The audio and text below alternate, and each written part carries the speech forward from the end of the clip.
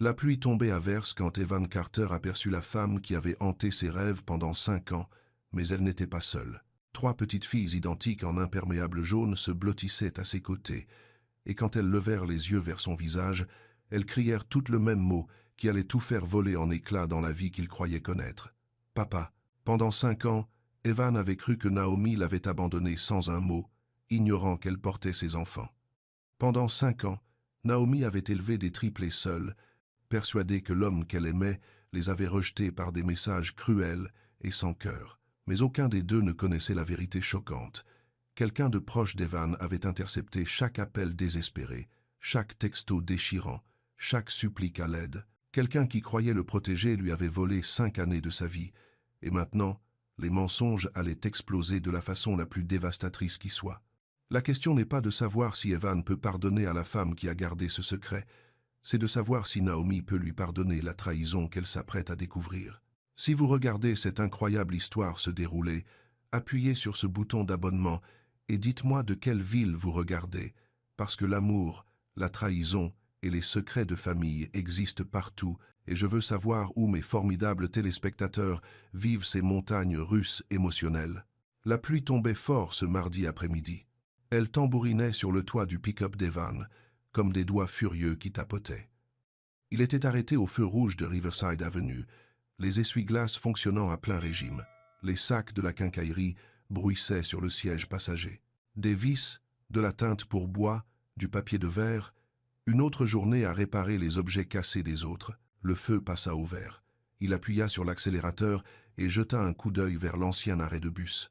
3 petites formes se blottissaient sous l'abri métallique, des imperméables jaunes, aussi vifs que des tournesols dans cet après-midi gris. Quelque chose le poussa à regarder de plus près. Une femme était accroupie entre les enfants. Ses cheveux sombres étaient tirés en arrière. Même depuis son pick-up, il la voyait essayer de garder les petits au sec, sa façon de bouger, l'inclinaison de sa tête. Son cœur s'arrêta. Naomi. Evan se rangea rapidement. Ses mains tremblaient en coupant le contact. 5 ans, 5 longues années depuis qu'il avait vu son visage. La femme qu'il avait aimée plus que sa propre respiration, la femme qui avait disparu de sa vie sans un mot. Elle était là, juste là. Il resta figé un instant. La pluie redoubla de force contre son pare-brise. À travers la buée, il la vit vérifier son téléphone. Les enfants se serraient davantage contre elle. « Bouge », se dit-il. « Bouge, c'est tout. » Evan attrapa sa veste et sortit dans la tempête. La pluie trempa sa chemise en quelques secondes. Il courut vers l'arrêt de bus, ses bottes de travail éclaboussant les flaques. « Naomi ?» Elle leva les yeux. Ses yeux marrons s'écarquillèrent, ces mêmes beaux yeux dont il avait rêvé pendant des années. Mais ils contenaient maintenant quelque chose de nouveau. De la méfiance, de la distance. « Evan ?» Sa voix était posée, calme, comme si elle s'était attendue à ce moment. Il s'arrêta à quelques pas, l'eau dégoulinait de ses cheveux. « Je n'arrive pas à croire que ce soit toi. » Les 3 petites filles le dévisageaient. Elles devaient avoir environ 4 ans. Même taille, même visage rond, mêmes yeux sombres, des triplés. L'une d'elles s'avança. Elle avait de minuscules tresses avec des perles violettes. Son imperméable jaune était trop grand pour son petit corps. « Maman, c'est qui cet homme ?»« Steve, Felianzan. » Le regard de Naomi ne quitta pas le visage d'Evan. « C'est Evan, les filles. » Une autre enfant passa la tête derrière la jambe de Naomi. « Il ressemble à notre photo. »« Photo ? Quelle photo ?» La 3e fille pointa Evan du doigt, un petit doigt mouillé. Sa voix s'éleva, claire comme une cloche par-dessus la pluie. « Papa !» Le temps s'arrêta. Le mot le frappa comme la foudre. « Papa ! C'est notre papa !» Les 3 enfants se mirent à parler en même temps, des voix excitées se mêlant à la tempête. Elles avancèrent vers lui comme s'il était exactement ce qu'elles attendaient. Les jambes d'Evan flanchèrent. Il regarda Naomi. Son visage disait tout ce qu'il avait besoin de savoir. C'étaient ses filles. « Quel âge ont-elles » Sa voix sortit rauque, brisée. « 4 ans. » La réponse de Naomi était à peine audible. « Elles ont eu 4 ans en mars. » Mars. Il compta à rebours dans sa tête. Ça situait la conception vers « juin », murmura-t-il. « Il y a 5 ans. » Oui. Les enfants continuaient de babiller. Celle qui l'avait appelé papa la première fois attrapa sa main mouillée. Ses petits doigts étaient chauds malgré la pluie froide. « Papa, on attend le bus depuis une éternité. Maman dit qu'il est en retard à cause de la pluie. » Il s'agenouilla. Le béton était froid et humide à travers son jean. Il était maintenant à hauteur de 3 petits visages parfaits. Son visage, le visage de Naomi, le tout mélangé de la plus belle façon. « Comment vous appelez-vous »« Moi, c'est Maya. » La plus hardie, avec les tresses, sourit largement. « Ça, c'est Lila. Et ça, c'est Nia. On est des triplés. Ça veut dire qu'on a toutes grandi dans le ventre de maman en même temps. » Maya. Il goûta le nom. Il lui semblait juste sur sa langue. Lila. La timide lui fit un petit signe de la main. Nia. La troisième pencha la tête. Tu es vraiment notre papa? Maman a dit que tu reviendrais peu, être un jour. Evan leva les yeux vers Naomi. Elle restait parfaitement immobile. La pluie coulait sur son visage comme des larmes. Oui, dit-il, je suis votre papa. Le tonnerre gronda au-dessus d'eux. La pluie s'intensifia. Le bus ne viendra pas, dit Naomi. Le service s'arrête quand il y a des inondations comme ça. Laissez-moi vous raccompagner. Les mots sortirent avant qu'il ne réfléchisse. S'il vous plaît. Vous êtes trempé. Naomi hésita. Il la voyait peser le choix, lui faire confiance ou rester dans la tempête. On ne te connaît pas, dit-elle finalement. Mais sa voix était douce, comme si elle se l'expliquait à elle-même plus qu'à lui. Mais on le connaît, maman. Maya sautillait sur place. Il est sur les photos, il a le même nez que nous. Evan regarda de plus près. Maya avait raison. Elles avaient toutes son nez, son menton têtu, mais elles avaient les beaux yeux et le chaleureux sourire de Naomi. Il y a un dîner en face, dit-il, chez Murphy. Tu te souviens? On y allait quand on était ensemble. Naomi termina sa phrase. Je m'en souviens. Le vent se leva. Nia frissonna. S'il te plaît, dit Evan. Juste le temps que l'orage passe. J'ai un pick-up. Il fait chaud à l'intérieur. Naomi regarda ses filles. Elles avaient froid et étaient mouillées. La décision était facile. D'accord, mais juste pour traverser la rue. Maya poussa un cri de joie. Papa a un pick-up, papa a un pick-up. Le cœur d'Evan se fendit. Combien de fois avait-il imaginé avoir des enfants? Combien de fois s'était-il demandé à quoi ressembleraient ses enfants? À quoi ressemblerait leur voix? Jamais comme ça. Jamais au milieu d'une tempête, après 5 ans de silence. Il les aida à monter dans son pick-up. Lila glissa sur le trottoir mouillé. Evan la rattrapa avant qu'elle ne tombe. Elle leva vers lui ses yeux pleins de confiance. « Merci, papa. Papa. » Ce mot allait demander un temps d'adaptation. À l'intérieur du dîner Murphy, la chaleur les enveloppa comme une étreinte. Les mêmes banquettes rouges, le même sol à carreaux, même la même serveuse, Betty, avec ses cheveux gris et son sourire gentil. « Eh bien, regardez ce que la tempête nous a amené, » dit Betty. Elle jeta un coup d'œil entre Evan et les triplés. « De la famille? »« Oui, » annonça Maya avant que quiconque ne puisse répondre. « C'est notre papa. On l'a trouvé sous la pluie. » Betty leva un sourcil mais se contenta de sourire. « Eh bien alors, je vais vous apporter du chocolat chaud. » Ils glissèrent dans une banquette du coin. Les filles insistèrent pour qu'Evan s'assoie entre elles. Naomi s'assit en face de lui. Ses mains enserraient sa tasse de café comme si elle avait besoin de sa chaleur. « 5 chocolats chauds, » dit Betty en posant des tasses fumantes. « Avec des guimauves en plus pour les petites. » Maya se mit immédiatement à pêcher les guimauves dans son chocolat avec une cuillère. Lila remua le sien avec soin. Nia se contenta de tenir sa tasse près de son visage, respirant la vapeur sucrée. Evan ne pouvait s'empêcher de les regarder. Ses filles, ses enfants, elles étaient réelles. Elles étaient là. « Tu as changé, » dit Naomi doucement. « Tu as vieilli. » C'était probablement vrai. 5 ans à se demander ce qui lui était arrivé. 5 ans à croire qu'il avait fait quelque chose de mal. 5 ans à regretter la seule femme qu'il avait vraiment aimée. Toi aussi. Mais elle était belle. Fatiguée, mais belle. Ses cheveux étaient plus longs maintenant. Elle portait des vêtements simples. Un jean, un pull bleu, des baskets blanches. La tenue d'une maman qui travaille. « On habite dans l'immeuble bleu maintenant, » dit Nia, celui avec les escaliers à l'extérieur. La résidence sans ascenseur sur Fifth Street? Evan connaissait l'immeuble. Ce n'était pas le meilleur quartier. C'est près de mon travail, expliqua Naomi. Et de la crèche. Qu'est-ce que tu fais maintenant? Je suis aide-soignante, principalement de nuit, à l'hôpital River Valley. Les nuits. C'était un travail difficile, surtout avec 3 enfants de 4 ans à la maison. Et toi? Demanda-t-elle. Tu fais toujours de la menuiserie? Ouais, j'ai mon propre atelier maintenant. Rien de fancy, mais ça paie les factures. Maya tira sur sa manche. Tu construis des maisons? Parfois. Surtout je répare des choses. Des tables, des chaises, des armoires, des choses qui sont cassées. « Tu peux réparer notre table qui branle ?» demanda Lila. « Elle fait du bruit quand on mange.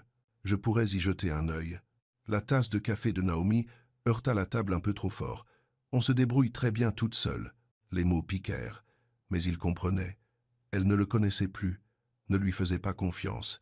Il l'avait quitté une fois, dans son esprit en tout cas. Pourquoi croirait-elle qu'il resterait maintenant? « Maman, dit Nia doucement, pourquoi papa est parti? »« Zilivia. »« Si, Provisi. » La question resta suspendue dans l'air chaud du dîner. Naomi regarda Evan. Il la regarda en retour. Tant de douleur dans ses yeux, tant de questions sans réponse. « Tu as disparu, dit-elle finalement. J'ai essayé de te joindre. Pendant des mois. Tu n'as jamais répondu. Je n'ai jamais reçu aucun message. J'ai appelé. J'ai envoyé des textos, des emails. Rien. » Evan secoua la tête. « Naomi, je te jure, je n'ai jamais reçu un seul message. Si j'avais su. »« Su quoi? »« Que tu étais enceinte, qu'on attendait des bébés. J'aurais été là. » Elle étudia son visage, cherchant des mensonges, des excuses. « Tu dis la vérité, dit-elle. Ce n'était pas une question. »« Oui. » Maya écoutait chaque mot. Son petit visage était sérieux. « Papa ne savait pas pour nous? »« Non, ma chérie, dit Naomi. Il ne savait pas. Mais il le sait maintenant. » Nia frappa dans ses mains. « Et il est là. Et il reste, c'est ça, papa. » L'espoir dans sa voix lui brisa le cœur. 3 petites filles qui n'avaient jamais connu leur père, qui avaient grandi avec seulement leur maman, qui avaient rêvé de ce moment. « Je reste, dit-il. Si ta maman dit que c'est d'accord. » Tous les regards se tournèrent vers Naomi. Le poids de la décision était énorme. Laisser cet homme revenir dans leur vie, lui faire à nouveau confiance avec son cœur, lui faire confiance avec ses enfants. « On verra, dit-elle, un jour à la fois. » Ce n'était pas oui, mais ce n'était pas non plus. Betty apporta de la soupe et des grilled cheese sans qu'on le lui demande. Les filles attaquèrent leur nourriture comme si elles étaient affamées. Evan les regarda manger. Ses filles, elles avaient aussi son appétit. Dehors, la pluie continuait de tomber. À l'intérieur, quelque chose de fragile et de beau commençait à grandir. Maya finit son sandwich et se blottit contre le bras d'Evan. « Papa, tu peux venir voir notre chambre? On a des lits superposés. Enfin, un lit superposé et un lit normal. Maman dit que c'est moi qui ai le haut, parce que je suis la plus courageuse. Moi aussi je suis courageuse, protesta Lila. On est toutes courageuses, dit Nia avec sagesse. Maman dit que les filles Ellis sont toujours courageuses. Ellis, le nom de jeune fille de Naomi. Ces filles étaient des Ellis, pas des Carter. Un autre rappel qu'il avait tout manqué. Leurs premiers pas, leurs premiers mots, les anniversaires, les matins de Noël, 4 ans de tout. J'adorerais voir où vous habitez, dit-il. Si votre maman dit que c'est d'accord. Naomi regarda la tempête dehors. La pluie tombait maintenant de travers. Le vent faisait vibrer les vitres du dîner. Le bus ne circule définitivement pas, dit-elle, et il faut qu'on passe au magasin pour du lait et des œufs. Je peux vous emmener faire les courses, tout ce dont vous avez besoin. Elle hésita à nouveau. Mais le côté pratique l'emporta. D'accord, mais juste là-bas et à la maison, rien d'autre. Rien d'autre, accepta-t-il. Ils finirent de manger et se rhabillèrent. Les filles étaient excitées à l'idée de monter dans le pick-up de papa. Maya réclama la place du passager avant, jusqu'à ce que Naomi explique que les enfants devaient s'asseoir à l'arrière. « Tu as des sièges auto ?» demanda Naomi en arrivant à son pick-up. Le cœur d'Evan se serra. « Non, je n'y ai pas pensé. On ne peut aller nulle part sans sièges auto, pas avec les filles. Attends. » Il se souvint de quelque chose. Gabe, mon associé, il a un neveu. Il garde des sièges auto dans son garage pour le babysitting. Il habite à 2 pâtés de maison d'ici. « C'est bon, maman, dit Maya. On est des grandes, on peut juste mettre les ceintures. » « Absolument pas. » La voix de Naomi était ferme. « Des sièges auto où on marche. » Dans cette tempête, Evan regarda les rues inondées. « Laisse-moi appeler Gabe, s'il te plaît. » Naomi réfléchit. La pluie s'accumulait autour de leurs pieds. Les filles recommençaient à avoir froid. « 5 minutes, dit-elle. S'il ne peut pas aider, on attend que l'orage passe. » Gabe répondit dès la première sonnerie. « Evan, qu'est-ce qui ne va pas? J'ai besoin de ces sièges auto, ceux dans ton garage. Tu peux nous retrouver au Diner Murphy? Par ce temps, tu es fou? Gabe, je viens de découvrir que j'ai 3 filles. » Silence au bout du fil. « 3 quoi? Des filles. Des triplés. Elles ont 4 ans. J'ai besoin de sièges auto. Maintenant. J'arrive. 15 minutes plus tard, Gabe arriva avec son van. C'était un grand gaillard aux mains calleuses et au cœur à l'avenant. Il jeta un coup d'œil au triplé et fondit. « Eh bien, bonjour, mesdemoiselles. Je suis l'oncle Gabe. Tu es l'ami de papa ?» demanda Nia. « Son meilleur ami. On construit des choses ensemble. » Maya s'anima. « Comme des cabanes dans les arbres ? Parfois. Vous voulez m'aider à mettre ces sièges auto dans le pick-up de votre papa ?» Les filles adorèrent aider. Même sous la pluie, elles tenaient les lampes torches et passaient les outils à Gabe. En quelques minutes, 3 sièges auto étaient correctement installés et testés. « Voilà, » dit Gabe, en toute sécurité. Prafinderand. 519. Evan serra la main de son ami. « Je te dois une fière chandelle. Tu ne me dois rien. Juste, sois bon avec elle, d'accord ? Toute. » Gabe regarda Naomi. Elle était restée silencieuse pendant toute l'opération, observant Evan interagir avec les filles, le regardant résoudre les problèmes, le regardant mettre leur sécurité en premier. « Madame, » Gabe toucha le bord de sa casquette de baseball, « vos filles sont magnifiques. Et cet imbécile ici ?» Il pointa Evan du doigt. « C'est un des bons, têtu comme une mule, et 2 fois plus travailleur. Mais bon, pour tuer. Azayast, baiser. Yon devant. » Naomi sourit pour la première fois de la journée. « Merci. Quand vous voulez. Les petites ?» Les triplés levèrent les yeux vers lui. « Assurez-vous que votre papa dorme beaucoup. Il va devoir vous suivre, vous 3, maintenant. » Elles gloussèrent et grimpèrent dans leurs sièges auto. Evan boucla chacune avec soin, ses mains tremblant légèrement. Maya, clac. Lila, clac. Nia, clac. Ses filles étaient en sécurité dans son pick-up. C'était comme la chose la plus importante qu'il ait jamais faite. L'épicerie fut un arrêt rapide. Les filles aidèrent à choisir les œufs et le lait. Maya insista pour qu'ils prennent de la glace. Lila voulait des pommes. Nia choisit des bananes parce qu'elles étaient jaunes comme son imperméable. Naomi les laissa chacune choisir une chose. Mais quand elle chercha son portefeuille à la caisse, Evan avait déjà payé. « Tu n'es pas obligé. Je veux le faire. » Elle ne discuta pas. Peu, être était-elle fatiguée. Peu, être le testait-elle. Peu, être était-elle simplement pragmatique. De retour dans le pick-up, les sacs de course rangés et les enfants attachés, ils roulèrent à travers les rues inondées vers Fifth Street. Les filles bavardaient sur leur crèche, leurs amis, leurs chansons préférées. « On va à la crèche, Little Sprouts », expliqua Maya. « Miss Jennifer est gentille, mais Miss Carol fait les meilleurs câlins. Et on apprend à écrire nos prénoms », ajouta Lila. « Je sais écrire L-I-L-A toute seule. »« Moi aussi je sais écrire N-I-A », dit Nia fièrement. « Et j'apprends M-A-Y-A pour quand Maya oublie. »« J'oublie jamais », protesta Maya. Evan souriait, écoutant leur voix. Ses enfants, elles étaient intelligentes, drôles et parfaites. Comment avait-il pu manquer tout ça? L'immeuble bleu de Fifth Street avait l'air fatigué. La peinture s'écaillait. Les marches avaient besoin de réparation. Mais c'était chez elles, leur maison. « Appartement 2B », dit Naomi alors qu'ils montaient les escaliers extérieurs. Les filles coururent devant, leurs imperméables jaunes comme des balises dans la pénombre. « Papa, viens voir notre chambre », appela Maya. Naomi déverrouilla la porte. L'appartement était petit mais propre. Un minuscule salon avec un canapé recouvert d'une couverture colorée, une cuisine à peine assez grande pour une personne, et au bout d'un court couloir, 2 chambres. « C'est la chambre de maman », montra Nia. « Et ça, c'est la nôtre. » Elles l'entraînèrent dans leur chambre. Un lit superposé contre le mur, un lit simple près de la fenêtre. Tout était net et rangé. Des peluches alignées sur les oreillers, des livres soigneusement empilés sur une petite étagère. Et là, scotché au mur au-dessus du lit de Lila, il y avait un dessin au crayon.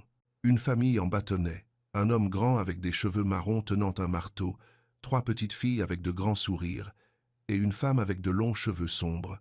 L'homme était étiqueté « Notre papa ». La gorge d'Evan se serra. « Vous avez dessiné ça ?»« On l'a tous dessiné ensemble, » dit Maya. « Maman nous a aidés à épeler les mots. On l'a fait d'après une photo que maman a, » ajouta Lila. « Une photo. » Elles avaient une photo de lui. « Je peux la voir ?» Les filles regardèrent Naomi. Elle se tenait sur le pas de la porte, observant. « Elle est dans ma chambre, » dit-elle doucement. « Une vieille photo. » Elle disparut un instant, revint avec un petit cadre. C'était une photo d'eux à la fête foraine, 5 ans plus tôt. avant que tout ne tourne mal, avant les malentendus et le silence. Ils avaient l'air si jeunes, si heureux. Tu l'as gardé. Les filles posaient des questions sur leur père.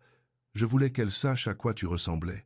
Maman a pleuré la première fois qu'elle nous l'a montré, dit Nia de façon très factuelle. Mais elle a dit que pleurer, c'était normal, que les grandes personnes pleurent quand elles regrettent les gens. Les joues de Naomi rosirent. Nia, c'est bon, dit Evan. Moi aussi j'ai pleuré, quand je n'arrivais pas à retrouver ta maman, quand je croyais qu'elle était partie pour toujours. Mais vous vous êtes retrouvés. Maya bondit sur son lit. Comme dans les films de princesses. Tu peux nous lire une histoire, papa demanda Lila. On a toujours l'heure de l'histoire avant de dormir. Evan regarda Naomi, demandant la permission. Une histoire, dit-elle. 15 minutes. Ensuite, il faut que je les prépare pour le dodo. Les filles poussèrent des cris de joie. Elles lui apportèrent 4 livres différents parmi lesquels choisir. Il en choisit un sur une famille d'ours. Maya se blottit contre son côté gauche, Lila contre son côté droit. Nia s'assit en tailleur par terre, le menton dans les mains. Pendant qu'il lisait, il ressentit quelque chose qu'il n'avait jamais ressenti auparavant, un sentiment d'accomplissement. Comme si toutes les pièces de sa vie s'étaient enfin mises en place. Quand l'histoire se termina, les filles supplièrent pour une autre. « Encore une, papa, s'il te plaît. »« L'heure de l'histoire est finie, » dit Naomi doucement. « C'est l'heure de se brosser les dents et de mettre les pyjamas. Tu reviendras demain » demanda Nia, alors qu'il se levait pour partir. La question lui arrêta le cœur, une chose si simple, mais qui signifiait tout. Si ta maman dit que c'est d'accord. Tous les regards se tournèrent à nouveau vers Naomi. Elle avait l'air fatiguée, dépassée, mais quand elle vit les visages pleins d'espoir de ses filles, son expression s'adoucit. « On verra, » dit-elle. À la porte d'entrée, elle le raccompagna sur le palier. La pluie s'était enfin arrêtée. Des étoiles pointaient entre les nuages qui se dissipaient. « C'est beaucoup, » dit-elle. « Pour nous tous. Je sais. X-Prasin, elles n'ont jamais eu de figure paternelle. Elles vont s'attacher vite. Je veux qu'elles s'attachent. Et si tu changes d'avis, si ça devient trop dur ?»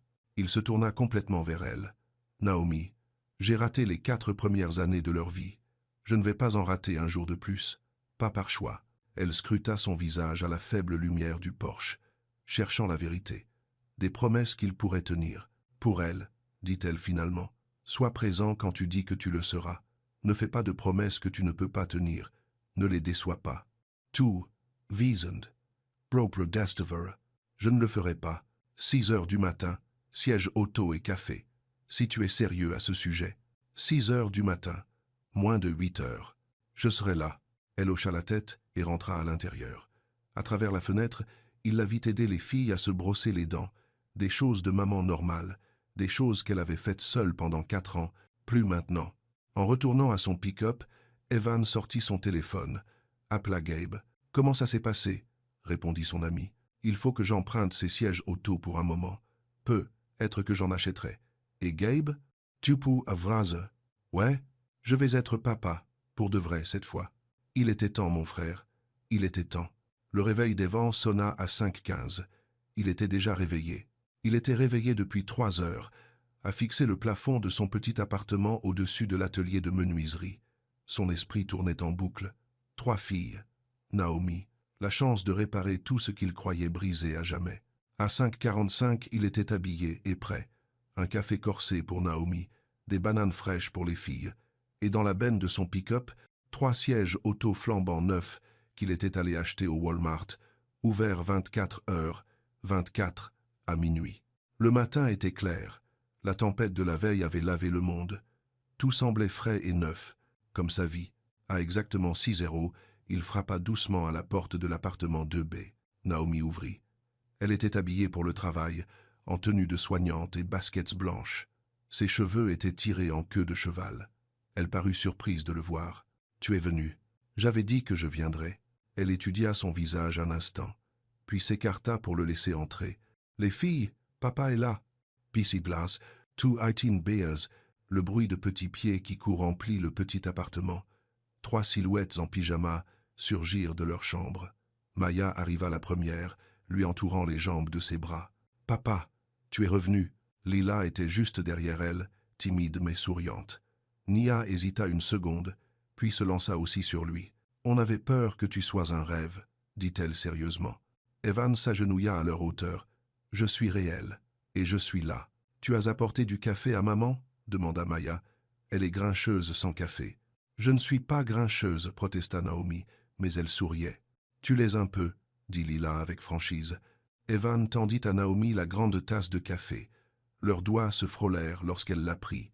Pendant une seconde, ce fut comme au bon vieux temps. « Merci, » dit-elle doucement. « Et j'ai apporté des bananes pour le petit déjeuner. » Les filles applaudirent. Un simple détail, des bananes. Mais cela les rendait heureuses. C'était tout ce qu'ils voulaient, rendre sa famille heureuse. Pendant que Naomi habillait les filles pour la crèche, Evan regarda autour du petit appartement. Vraiment, cette fois. Le canapé avait un coussin rapiécé. La table de cuisine vacillait sur des pieds inégaux. Le réfrigérateur ronronnait trop fort. De petites choses à réparer, des choses qu'il pouvait réparer. « Maman dit qu'on ne peut pas être en retard à la crèche », annonça Maya, apparue en jean et t-shirt violet. « Alors on ferait mieux de se dépêcher », dit Evan. Sur le parking, il leur montra les nouveaux sièges auto. 3 réhausseurs identiques, de couleurs différentes. Rose pour Maya, bleu pour Lila, violet pour Nia. « Tu les as achetés pour nous ?» Lila passa sa petite main sur le tissu doux. « On peut les garder ?» demanda Nia. « Pour toujours et à jamais », promit Evan. Les installer prit plus de temps que prévu. Maya voulait aider à chaque bouclage. Lila posait des questions sur leur fonctionnement. Nia insista pour tester le sien 3 fois pour être sûre qu'il était assez confortable. Naomi regardait depuis le trottoir, vérifiant son téléphone. « On va être en retard, » dit-elle. « Non. » Evan cliqua la dernière boucle en place. « 5 minutes jusqu'à la crèche, c'est ça ?»« C'est ça. » Les filles grimpèrent, bavardant sur leur nouveau siège. Evan les boucla une par une si petite chose. Mais cela semblait énorme. Alors qu'ils traversaient la ville, les filles lui montrèrent tout ce qu'elles voulaient qu'il voie. Le parc où elles jouaient, la bibliothèque où avait lieu l'heure du conte le samedi, la crèmerie qui avait les meilleures pépites de chocolat. « Et c'est là que maman travaille », indiqua Maya en montrant l'hôpital River Valley. « Elle aide les gens malades à aller mieux. C'est un travail important, » dit Evan. « Le plus important, » approuva Naomi. « Sauf être votre maman, c'est le travail le plus important que j'ai. » À la crèche Little Sprouts, les filles ne voulaient pas le lâcher. « Tu viendras nous chercher aujourd'hui ?» demanda Nia. « Si votre maman dit que c'est d'accord. »« Il peut, maman, s'il te plaît ?» Naomi hésita. Le laisser les amener à la crèche était une chose. Lui faire confiance pour les chercher seuls en était une autre. « Mademoiselle Jennifer doit d'abord t'ajouter à la liste des personnes autorisées, » dit-elle finalement. « J'appellerai pendant ma pause. »« La sortie est à 16h30, » dit l'institutrice. « Ne soyez pas en retard. Nous facturons un supplément après 10-0. »« 6h30, » répéta Evan. « Je serai là. »« Infriended. » Après avoir déposé Naomi à l'hôpital, Evan se rendit à son atelier. Mais il ne parvenait pas à se concentrer sur son travail. Il ne pensait qu'à ses filles, leur voix excitée, leur sourire confiant, la façon dont elle l'avait appelé papa, comme si c'était la chose la plus naturelle du monde. Gabe le trouva en train de fixer un morceau de bois qu'il était censé poncer. « Ça va, mec? J'ai des filles, Gabe. »« Ouais, tu l'as mentionné hier soir. Plusieurs fois. 3. Je sais compter. Elles sont parfaites. » Gabe s'assit sur un banc de scie. « Raconte-moi ce qui s'est passé. » Toute l'histoire. Alors Evan le fit. À propos de l'orage, de revoir Naomi, des enfants qui l'appelaient papa, de 5 ans de messages manquants. Des messages manquants? Gabe fronça les sourcils. Quel genre de messages manquants? Elle dit qu'elle a appelé et envoyé des textos quand elle était enceinte. Je n'ai jamais rien reçu. C'est bizarre. Ton numéro n'a pas changé. C'est ce que je lui ai dit. Gabe resta silencieux un moment. Tu as dit que c'était quand? Il y a 5 ans? Vers juin. Pourquoi? Ce n'était pas quand ton père a fait son AVC. Quand ta mère t'aidait à gérer les choses. Les mains d'Evan s'immobilisèrent sur le papier de verre. Ouais, maman, elle gérait beaucoup pour moi à cette époque. Elle gérait quoi, exactement? Mon téléphone, mon email, mes factures. J'étais à l'hôpital la plupart du temps. Elle disait qu'elle essayait de faciliter les choses. Les 2 hommes se regardèrent. Non, dit Evan. Maman ne ferait pas, mais même en le disant, le doute s'insinua. Sa mère n'avait jamais aimé Naomi, n'avait jamais pensé qu'elle était bien pour son fils. L'avait clairement fait savoir pendant l'année où ils étaient sortis ensemble. Elle le pourrait, dit Gabe doucement. Les mères peuvent être protectrices de la pire des façons. Le téléphone d'Evan vibra. Un texto de Naomi. T'es ajouté à la liste de sortie. Les filles sont ravies. Ne les déçois pas. Il répondit « J'arrive à 6h25. Promis. » Le reste de la journée passa lentement. Evan regardait sans cesse l'heure. 14h00, 14h30, 15h00. Finalement, à 16h15, il quitta l'atelier. À Little Sprouts, il avait 10 minutes d'avance. Il s'assit dans la salle d'attente, regardant d'autres parents venir chercher leurs enfants, des familles normales faisant des choses normales.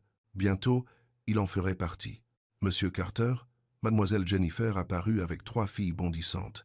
Vos filles ont été les meilleures assistantes aujourd'hui. Elles ont organisé tout le coin lecture. On a mis tous les livres sur les chats ensemble, annonça Maya. Et les livres sur les camions, ajouta Lila. J'ai trouvé 2 livres qui étaient perdus derrière la chaise, dit Nia fièrement.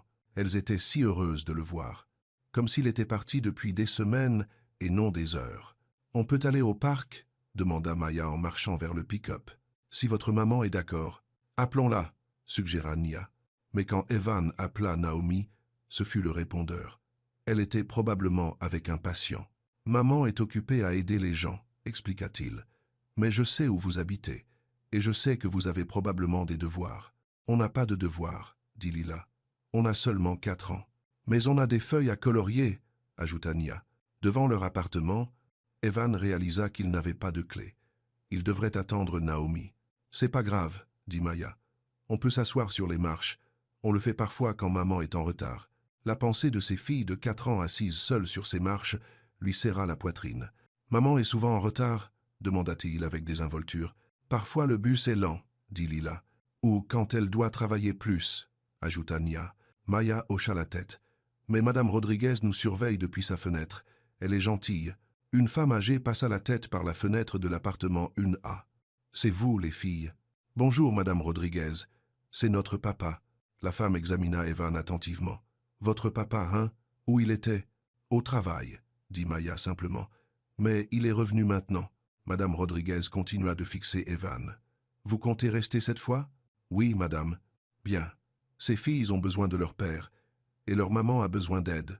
Elle disparut à l'intérieur de son appartement. 20 minutes plus tard, Naomi monta les marches en hâte. Elle avait l'air fatiguée. Désolée pour le retard. On a eu une urgence au travail. C'est bon, dit Evan. On discutait juste. À l'intérieur de l'appartement, les filles lui montrèrent leurs feuilles à colorier de la crèche. Il les admira toutes, loua leur choix de couleurs, demanda les histoires derrière leurs dessins. C'est notre famille, dit Lila en tenant un dessin de 5 personnages bâtons, maman, papa, Maya, moi et Nia. C'est magnifique. Tu peux le garder si tu veux, dit-elle timidement. J'adorerais. Alors que Naomi commençait à préparer le dîner, Evan remarqua à nouveau la table bancale et la poignée de tiroirs cassés sur l'armoire de cuisine, et la rampe de l'escalier desserrée avec laquelle les filles avaient joué. « Je pourrais réparer quelques trucs, dit-il, si tu veux. La table, l'armoire, on se débrouille très bien. Je sais, mais si je dois être présent, tu l'es?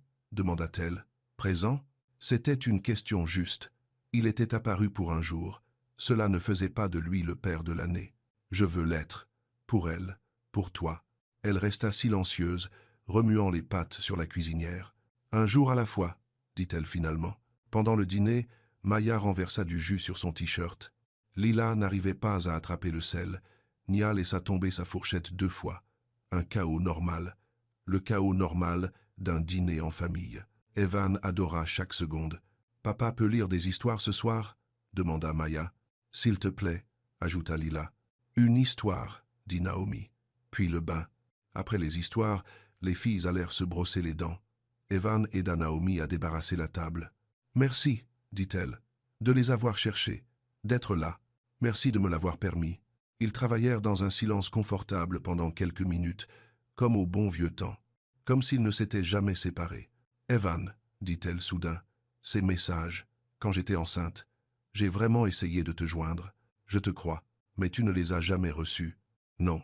Où penses-tu qu'ils sont passés? » Il redoutait cette question, mais elle méritait la vérité. Je pense que ma mère a pu les intercepter. Les mains de Naomi s'immobilisèrent sur le torchon. Ta mère? Elle gérait mon téléphone et mon email quand papa était malade. Et elle ne t'a jamais aimé. Elle pensait que je n'étais pas assez bien pour son fils. Quelque chose comme ça. En, Bekwa Askaun, Puspa Eskaun. Naomi resta silencieuse un long moment. Si c'est vrai, dit-elle finalement, on a perdu 5 ans à cause de son ingérence. Ouais. 5 ans où tu n'as pas connu tes filles. Ouais. 5 ans où j'ai cru que tu nous avais abandonnés.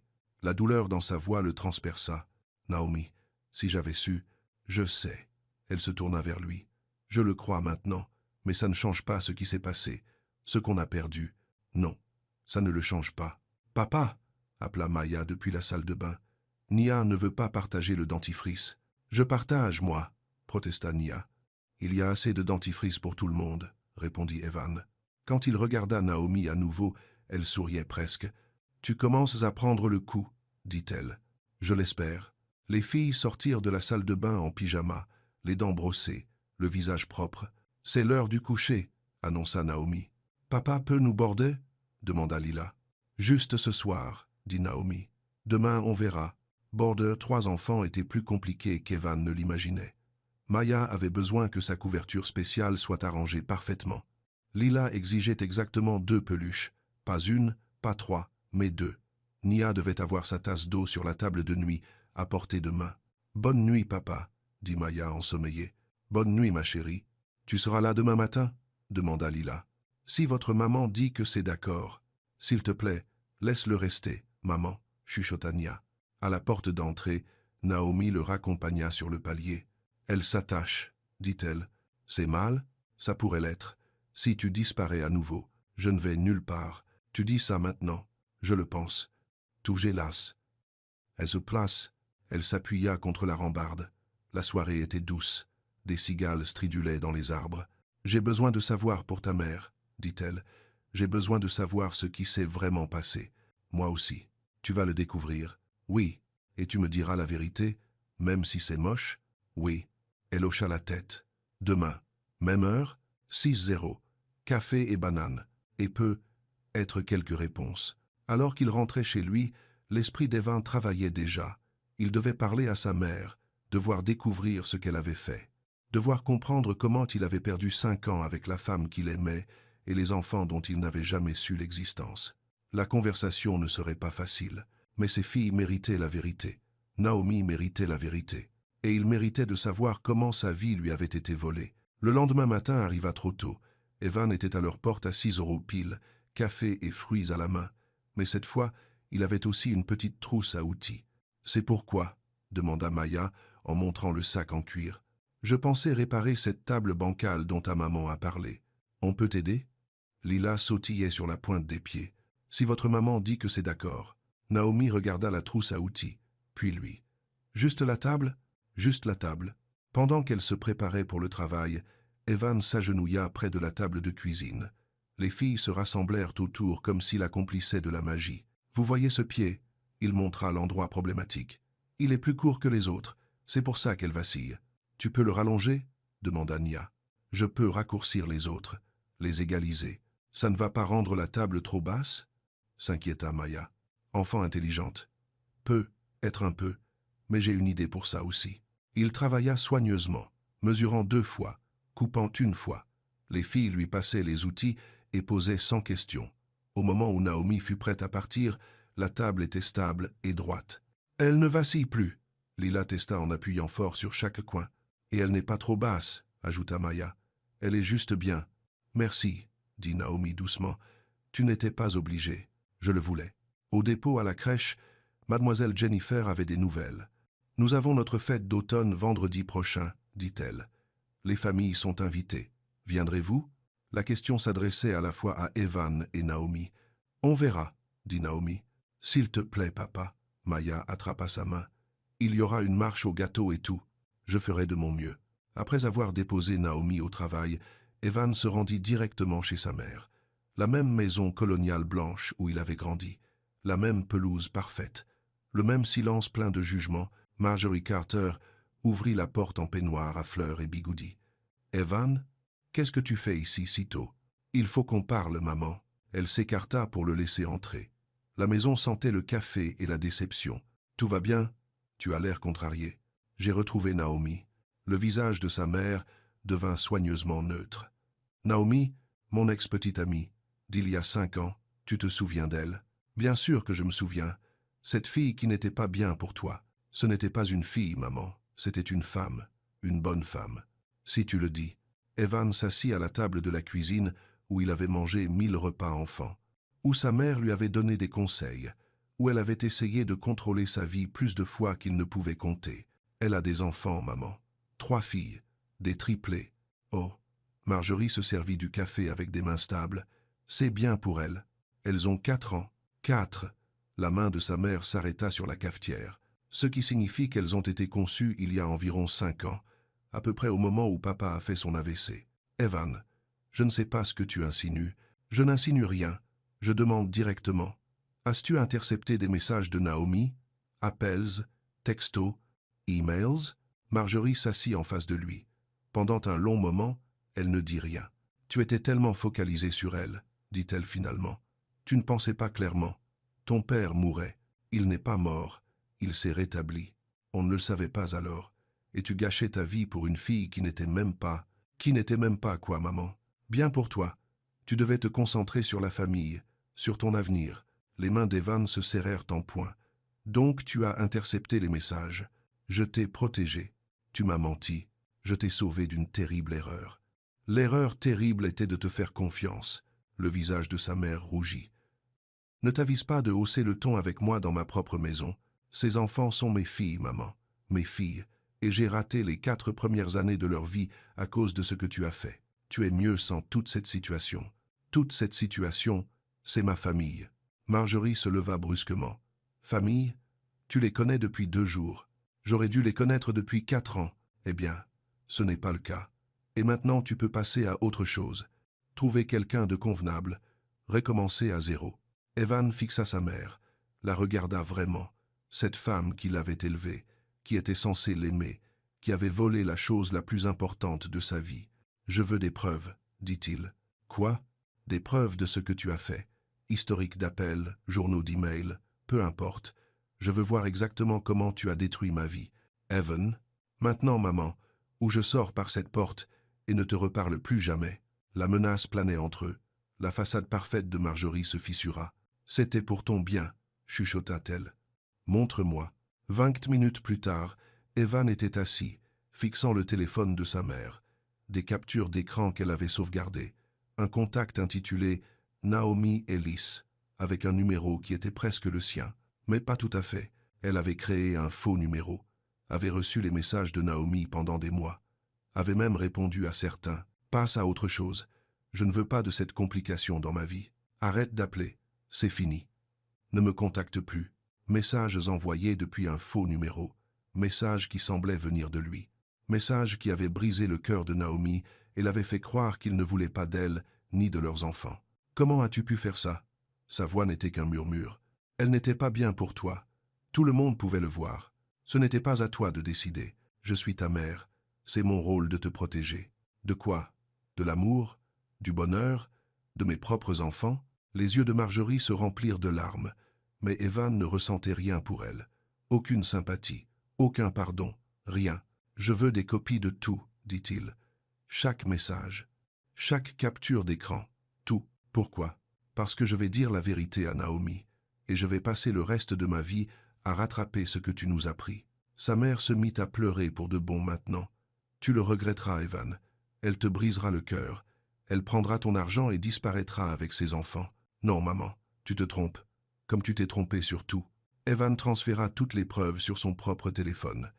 Puis, il se leva pour partir. « Si jamais, » dit-il lentement, « jamais tu essaies de t'immiscer dans ma vie à nouveau, tu perdras ton fils pour toujours. Tu comprends ?» Marjorie hocha la tête à travers ses larmes. « Et si tu veux une relation avec tes petites filles, tu devras la mériter. Tu devras t'excuser auprès de Naomi. Tu devras prouver que tu as changé. Petite fille, Maya, Lila et Nia, les enfants de ton fils, les enfants que tu as essayé de lui cacher. » Il marcha vers la porte. « Evan, attends. J'en ai fini d'attendre, maman. J'ai perdu 5 ans à cause de tes mensonges. Je ne perds pas un jour de plus. » Il retourna en ville avec les preuves brûlant dans son téléphone. La preuve de la trahison de sa mère, La preuve que Naomi avait essayé de le joindre. La preuve qu'elle avait été abandonnée non par choix, mais par tromperie. Maintenant, il devait trouver comment dire à la femme qu'il aimait que sa propre mère avait volé leur bonheur, et d'une manière ou d'une autre, la convaincre de lui faire à nouveau confiance. Evan était assis dans son pick-up devant l'hôpital, fixant son téléphone. Les preuves étaient toutes là. Des captures d'écran des mensonges de sa mère.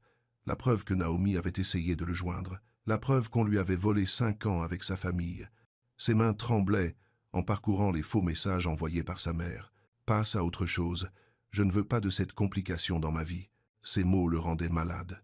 Naomi avait reçu ce message alors qu'elle était probablement effrayée, seule et enceinte. Elle avait cru qu'il ne voulait pas d'elle ni de leur bébé. Un coup sur sa vitre le fit sursauter. Naomi se tenait à côté de son pick-up en tenue de soin, l'air inquiète. « Tu es en avance, » dit-elle alors qu'il baissait la vitre. « La sortie de crèche n'est qu'à 16h30. Je sais. Je devais te parler. Des messages. Tu never sent Davin. We'd only see Bridget and was. » Son visage devint sérieux. « Tu as trouvé quelque chose ? » ?»« Ouais. Et c'est grave. » Elle jeta un coup d'œil à son téléphone. « J'ai une pause de 20 minutes. Il y a un café en face de la rue. » Ils s'assirent dans un coin du Rosie's Café. Naomi commanda un thé au miel. Evan prit un café qu'il ne voulait pas. Son estomac était trop noué pour boire quoi que ce soit. « Dis-moi, » dit-elle. Alors il le fit. Il lui montra tout. Le faux numéro de téléphone, les messages cruels, la confession de sa mère, la preuve qu'on lui avait menti pendant 5 ans. Naomi fixa l'écran du téléphone pendant longtemps. Ses mains étaient parfaitement immobiles. Son visage ne montrait rien. « Elle a vraiment fait ça ?» dit-elle finalement. « Oui, elle m'a fait croire que tu ne nous voulais pas. Oui, j'ai pleuré pendant des mois. » Sa voix n'était qu'un murmure. « Je pensais que tu me détestais, que j'avais imaginé à quel point on était bien ensemble. » Evan tendit la main à travers la table pour prendre la sienne. Elle ne la retira pas. « Je suis tellement désolé, Naomi. Vraiment désolé. Ce n'est pas de ta faute. C'est ma mère, ma responsabilité. Elle a fait son choix. Tu ne savais pas. » Naomi resta silencieuse un moment, fixant toujours les preuves. « J'avais tellement peur, » dit-elle. « Quand j'ai su que j'étais enceinte de triplé, j'avais tellement besoin de toi. Et quand tu n'as pas répondu, j'aurais été là, en un clin d'œil. Je le sais maintenant. Tu me pardonnes? Pour elle? Pour tout ça ?» Naomi leva les yeux vers lui. Ses yeux brillaient de larmes non versées. « Je n'ai rien à te pardonner, » dit-elle. « Mais elle, c'est différent. Je lui ai dit qu'elle devait s'excuser auprès de toi. Si elle veut avoir une relation avec les filles. Je ne la veux pas près de mes enfants. Nos enfants. Et je comprends ça. Complètement. » Ils restèrent assis en silence quelques minutes, à digérer, à guérir. « Qu'est-ce qui se passe maintenant ?» demanda Naomi. « Maintenant on avance. Ensemble, si tu me le permets. » « C'est compliqué, Evan. 5 ans, c'est long. Je ne suis plus la même personne qu'avant. Moi non plus. J'ai des responsabilités, des routines. Les filles passent avant tout. Je veux qu'elles passent avant tout. Et je ne sais plus comment être en couple. Je suis seul depuis si longtemps. On trouvera, un jour à la fois. » La pause de Naomi touchait presque à sa fin.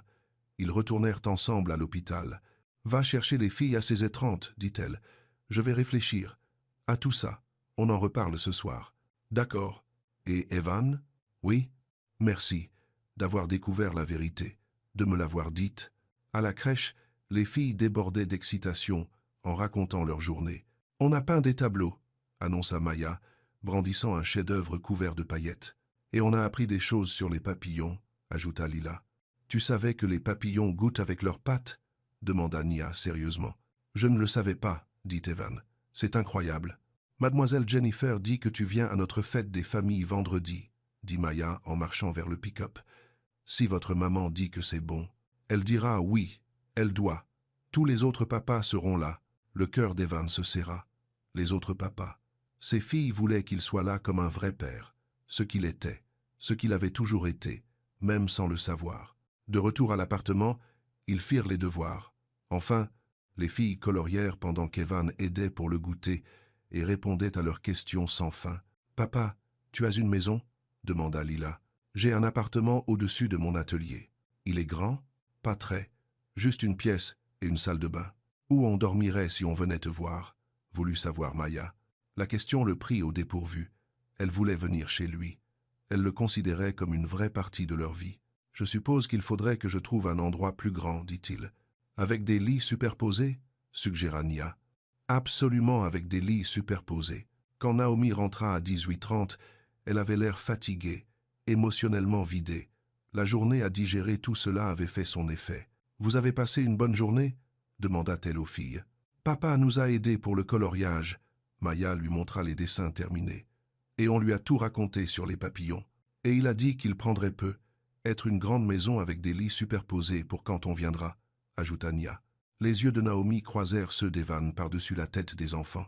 Ah oui, Zaido, Infolask, c'était juste une idée, dit Evan rapidement. Elles ont demandé où elles dormiraient si elles venaient chez moi. Et tu leur as répondu quoi? Que je trouverais une solution. Pendant le dîner, les filles bavardèrent de leur journée. Une conversation familiale normale. Mais Evan sentait la tension en dessous, le poids des décisions à prendre. Après le coucher des filles, lui et Naomi s'assirent sur le petit canapé. Le même canapé où elle avait probablement passé d'innombrables nuits seule, à s'inquiéter de l'argent, de l'avenir et du fait d'élever 3 enfants toute seule. « J'ai réfléchi, dit-elle. Et alors, à ce que tu as dit, à avancer ensemble. D'accord, il faut que je sois sûre que c'est réel, pas juste de la culpabilité à cause de ce que ta mère a fait, pas juste l'excitation d'avoir soudain des enfants. Il faut que je sache que tu veux cette vie, cette vraie vie. Avec 3 enfants de 4 ans qui tombent malades, font des caprices, coûtent cher et ont besoin d'attention constante. Je veux cette vie. Même quand Maya vomira dans ton pick-up? Même là. 18. Même quand Lila fera des cauchemars et grimpera dans notre lit à 3 heures du matin? Notre fois lit. Elle avait 10 fois notre. Même là. Même quand Nia décidera qu'elle ne veut manger que des sandwichs au beurre de cacahuètes pendant 3 semaines d'affilée? Même là. Naomi sourit un peu. Tu dis ça maintenant? Je le pense maintenant. D'accord. Alors voilà ce que je pense. On y va doucement. Vraiment doucement. Tu continues de faire ce que tu fais. Les déposer le matin, les chercher l'après-midi quand tu peux.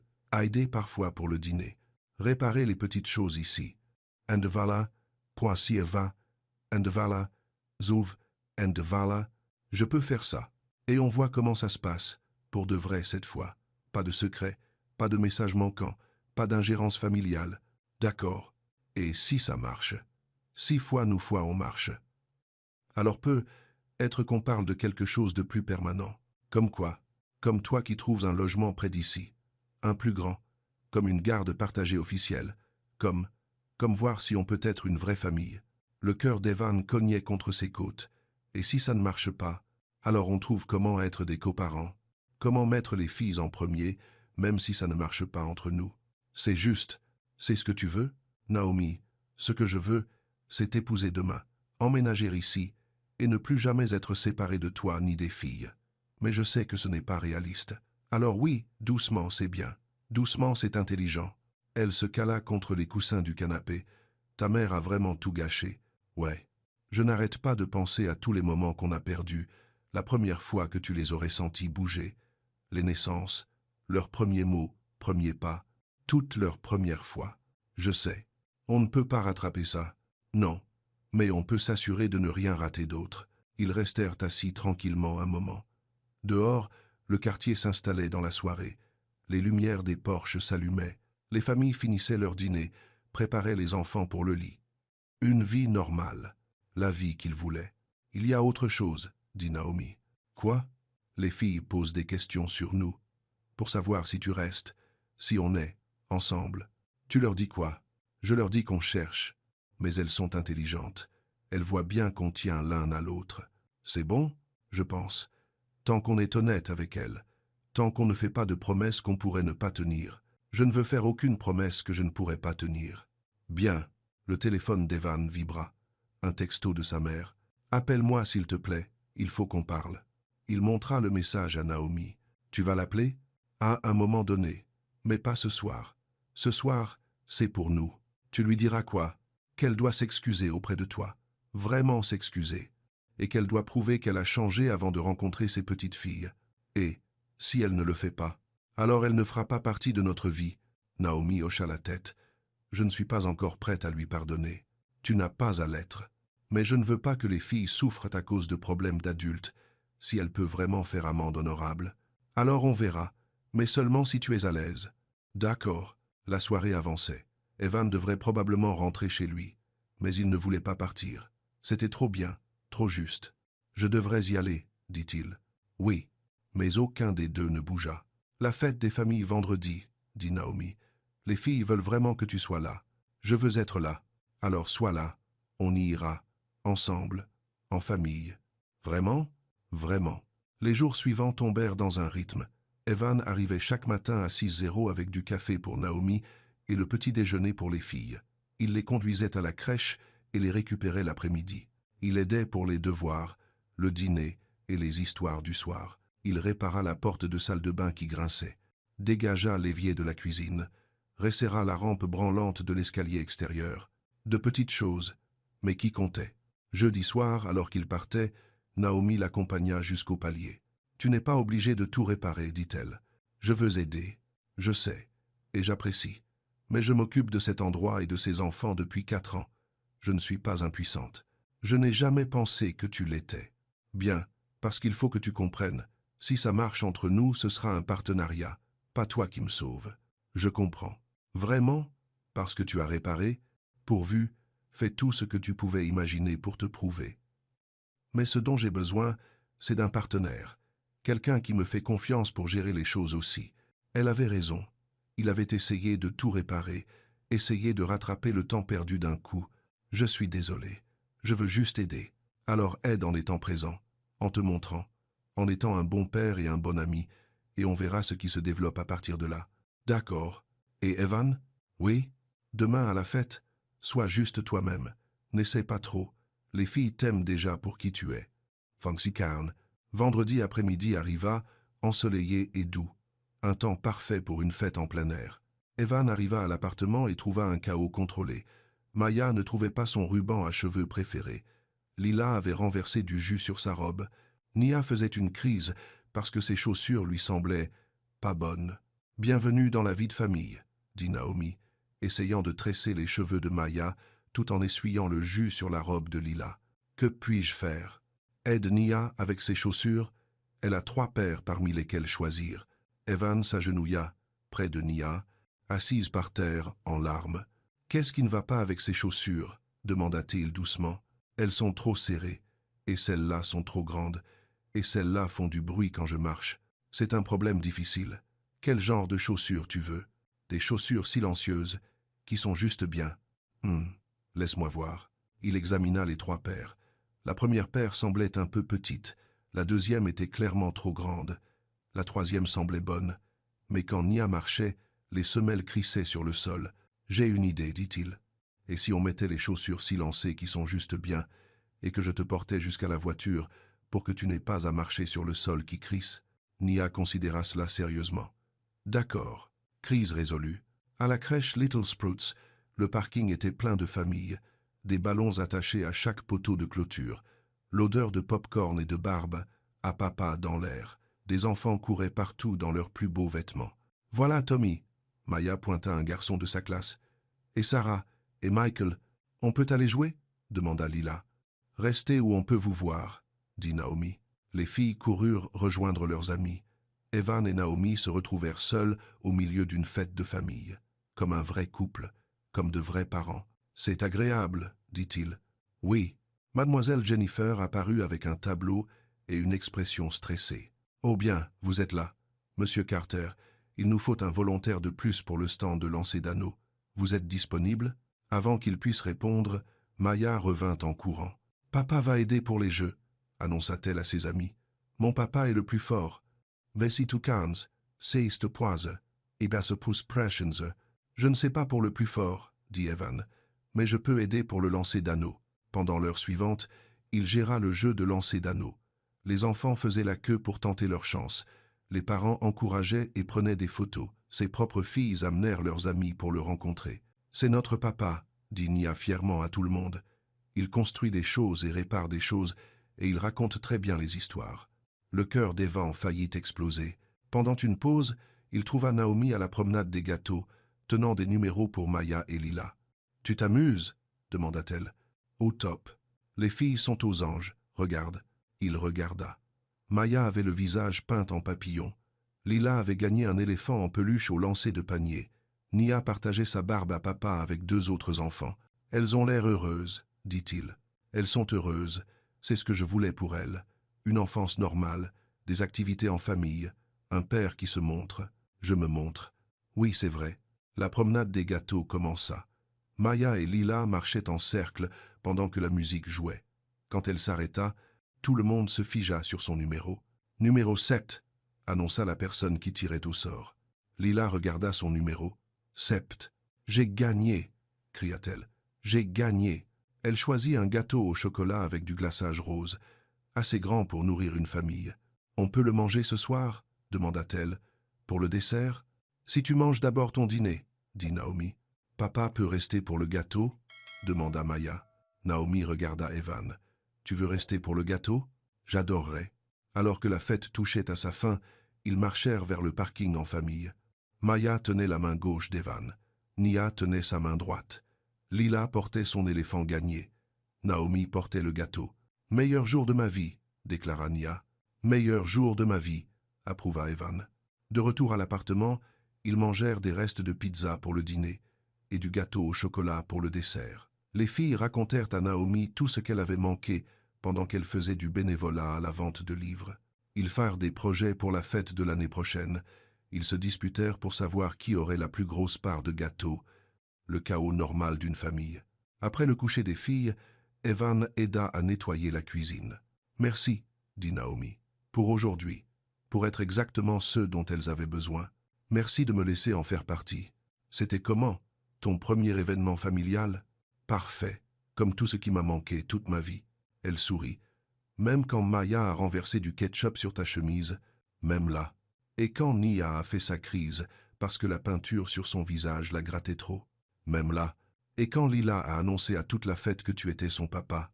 Pensicas normas porfa. Surtout là, ils étaient proches maintenant, plus proches que depuis qu'il l'avait retrouvé. Il pouvait voir les paillettes d'or dans ses yeux marrons, sentir son parfum. Naomi, je sais, je t'aime toujours. Je n'ai jamais arrêté de t'aimer. Je sais, et je sais que c'est trop tôt pour dire ça. Mais il fallait que tu le saches. Ce n'est pas trop tôt, dit-elle doucement. Je t'aime aussi. Je n'ai jamais arrêté non plus. Même quand je pensais que tu nous avais abandonnés, une partie de moi n'a jamais arrêté de t'aimer. Je peux t'embrasser ? Oui. Pernaski Noveid. Ce fut leur premier baiser en 5 ans, doux et tendre, plein de tout ce qu'ils avaient perdu et de tout ce qu'ils espéraient retrouver. Quand ils se séparèrent, Naomi posa son front contre le sien. « Doucement, chuchota-t-elle. « Doucement, approuva-t-il. Mais pas trop doucement. » Il sourit. « Pas trop doucement. »« Papa ?» Une petite voix venait du couloir. Ils s'écartèrent, comme des ados pris sur le fait par leurs parents. Lila se tenait dans l'encadrement de la porte, se frottant les yeux. « J'ai fait un cauchemar. » Naomi la prit dans ses bras. « Tu veux me le raconter ?»« Tuel, Zaisto. Il y avait un monstre dans mon placard. Mais après je me suis souvenu que papa était là, et j'avais plus peur. » La gorge d'Evan se serra. « Je suis là, ma chérie. Aucun monstre ne t'aura. Promis ? Promis. Tu peux vérifier mon placard ? Juste pour être sûr ? Bien sûr. » Ils la raccompagnèrent dans sa chambre. Evan fit un grand spectacle en vérifiant chaque coin du placard, sous le lit, derrière les rideaux. « Rien du tout, » annonça-t-il. « Aucun monstre nulle part. »« Et les dragons ?» demanda Nia depuis le lit superposé du haut. « Pas de dragons non plus. »« Esbik. »« Les vampires ?» ajouta Maya, ensommeillée. « Non, juste des peluches et des vêtements propres. » Les 3 filles gloussèrent. « Papa est vraiment bon pour vérifier les monstres, » dit Lila à ses sœurs. « Le meilleur, » approuva Maya. Alors qu'elle se recouchait, Nia appela une dernière fois. « Papa, tu feras les vérifications de monstres pour toujours ?»« Pour toujours et à jamais, » promit-il. De retour dans le salon, Naomi secoua la tête, émerveillée. « Tu es un naturel pour ça. J'ai de bons enfants pour m'entraîner. Ils ne sont pas juste bons, ils sont à toi. » « Ouais, ils le sont. » Son téléphone vibra à nouveau. Un autre texto de sa mère. « Evan, s'il te plaît. Je sais que j'ai fait des erreurs. On peut parler ?» Il montra le message à Naomi. « Qu'est-ce que tu en penses ?» demanda-t-il. « Je pense. » Elle marqua une pause, réfléchissant. « Je pense que tout le monde mérite une chance de réparer ses torts. Mais elle doit la mériter. Tu es prête pour cette conversation ? Pas encore, mais peut être bientôt. si elle est sérieuse pour s'excuser. Et si elle ne l'est pas, alors elle reste en dehors de notre vie. Je ne laisserai personne faire du mal à mes filles, même pas leur grand-mère. Nos filles, Naomi sourit. Nos filles. Dehors, le soir cédait la place à la nuit. Dans quelques heures, Evan rentrerait chez lui, dans son petit appartement au-dessus de l'atelier. Mais demain, il serait de retour, pour le petit déjeuner, pour les déposer le matin et pour tout ce que la journée apporterait. Un jour à la fois, il construisait quelque chose de beau. Un jour à la fois, il devenait une famille. Le samedi matin apporta un nouveau défi. Lila se réveilla avec de la fièvre. « Je ne me sens pas bien », chuchota-t-elle quand Evan arriva à 6h. Naomi prenait déjà sa température et vérifiait sa gorge. « 38,4 » dit-elle, « et ses ganglions sont gonflés. »« On l'emmène chez le médecin ?» demanda Evan. « Pas encore. Probablement juste un rhume, mais elle ne peut pas aller à la crèche. » C'était la réalité de la parentalité à laquelle il n'avait jamais pensé. Des enfants malades signifiaient du travail manqué.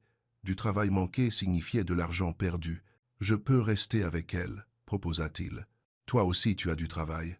Je peux reporter. Gabe peut gérer les choses pour un jour. » Naomi hésita. « Tu ferais ça ?»« Bien sûr. Même si tu la connais à peine. Même si elle sera probablement grincheuse et collante toute la journée. Surtout à cause de ça. » Alors que Naomi emmenait Maya et Nia à la crèche, Evan resta à la maison avec une petite fille de 4 ans malade. Lila passa la plus grande partie de la matinée blottie sur le canapé, à regarder des dessins animés et à siroter du jus. Toutes les quelques minutes, elle le regardait comme si elle n'arrivait pas à croire qu'il était vraiment là. « Papa ? Oui. Ma puce ? Tu t'ennuies ? Pas du tout. Mais je ne suis pas drôle quand je suis malade. Tu es toujours drôle, malade ou pas malade. » Vers l'heure du déjeuner, elle commença à se sentir un peu mieux, voulut lui montrer ses livres préférés, lui demanda de lire la même histoire 3 fois de suite. « J'aime ta voix, » dit-elle quand il eut fini la 3e lecture. « C'est une bonne voix de papa. » « C'est quoi une bonne voix de papa ? Pas trop forte, pas trop douce, et tu fais des voix rigolotes pour les personnages. » Quand Naomi rentra à 15h, elle les trouva en train de construire une cabane avec des couvertures dans le salon. « Comment va notre patiente ?» demanda-t-elle. « Mieux, » annonça Lila. « Papa m'a fait de la soupe et m'a lu des histoires, et on a construit la meilleure cabane du monde. Sa fièvre est tombée vers midi, rapporta Evan. Elle a mangé un demi-sandwich et bu beaucoup de liquide. « Merci, » dit Naomi doucement. « C'est ce que j'avais besoin de voir. »« Comment ça ? Que tu seras là aussi pour les jours difficiles, pas seulement pour les jours de fête. Je serai là pour tous les jours. »« T.B. Daz. »« And the Steve Canting Sive Crusoe. » Ce soir-là, après que les 3 filles se furent senties mieux et furent couchées, Evan et Naomi s'assirent sur les marches du porche. La nuit était douce. Les étoiles commençaient à apparaître. « J'ai réfléchi, » dit Naomi. « À quoi ? À nous. À où ça va ? Et alors ? Je veux essayer quelque chose. » « Quel genre de chose ? » « Un vrai rendez-vous. Juste nous deux. Une conversation d'adultes, un bon dîner, pas d'enfants pendant 2 heures. » Le cœur d'Evan fit un bond. « Vraiment ? Ma mère pourrait garder les filles vendredi soir prochain, si tu veux. »« Je veux. Bien. Parce que je veux voir qui on est maintenant. Qui on est devenu en 5 ans. Si on colle toujours. On colle. Peut être. Mais vérifions-le pour de bon. Alors c'est un rendez-vous. C'est un rendez-vous. » Assis dans un silence confortable, Evan pensa à tout ce qui avait changé en une seule semaine. Il y a 7 jours, il était un homme seul, sans famille. Maintenant, il avait 3 filles, et la femme qu'il n'avait jamais cessé d'aimer. Son téléphone vibra une dernière fois. Sa mère encore. « Je suis prête à m'excuser, envers vous deux, quand vous serez prêts à écouter. Because, Provend, Indeza. » Il montra le message à Naomi. « Qu'est-ce que tu en penses ?» demanda-t-il. « Je pense, » dit-elle lentement, « que nos filles méritent de connaître leur grand-mère, mais seulement si elle peut être le genre de grand-mère qu'elle mérite. Et si elle ne peut pas, alors elles sont mieux sans elle. Je devrais lui dire ça. Dis-lui qu'elle a une chance, une vraie honnête chance de réparer ses torts. Et si elle la gâche, elle est hors de notre vie pour toujours. » Evan tapa le message et l'envoya. Fait. Bien. Ils restèrent assis tranquillement un moment encore. À l'intérieur, leurs enfants dormaient paisiblement. Demain apporterait de nouveaux défis, de nouvelles joies, de nouveaux moments pour construire leur famille. Naomi ? Oui, je sais que je l'ai déjà dit, mais il faut que je le répète. Je suis désolé pour tout le temps qu'on a perdu, pour toute la douleur que ma mère a causée, pour ne pas avoir été là quand tu avais besoin de moi. Je sais que tu l'es. Et je te promets, à partir de maintenant, je suis là. Pour tout. Le bon et le mauvais, le facile et le difficile, la maladie et la santé. Wie zij, Creedon Dawkins du extide, and were raveled. Elle le regarda à la lumière des étoiles. On dirait un vœu de mariage. Peut être que c'en est un. On n'en est pas là. Je sais. Mais un jour, dit-elle doucement, si on continue de faire ce qu'on fait, si on continue de se choisir chaque jour, je continuerai de te choisir chaque jour pour le reste de ma vie. Bien, dit-elle, parce que je prévois de te choisir en retour. La semaine précédant leur rendez-vous fut différente.